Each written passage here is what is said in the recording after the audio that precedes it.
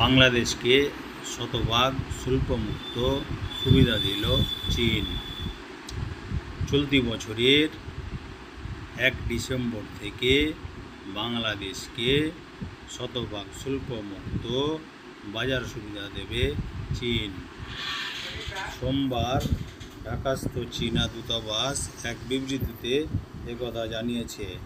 চীনা দূতাবাস জানায়, গত 5 সেপ্টেম্বর প্রেসিডেন্ট শি জিনপিং চীন আফ্রিকান শীর্ষ সম্মেলনে স্বল্পোন্নত এলডিসি দেশকে শতভাগ শুল্কমুক্ত বাজার সুবিধা দেওয়ার ঘোষণা দিয়েছেন।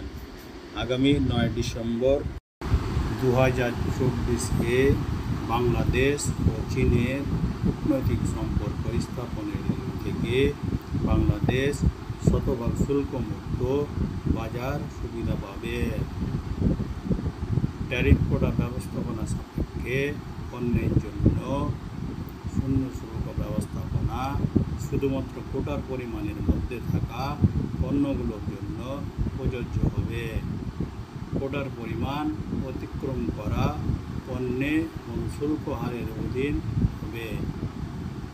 2022 সালে চীন 98% বাংলাদেশি পণ্যে শুল্কমুক্ত সুবিধা দেয়, যার মধ্যে চামড়া ও চামড়াজাত পণ্য সহ 383টি নতুন পণ্য ছিল।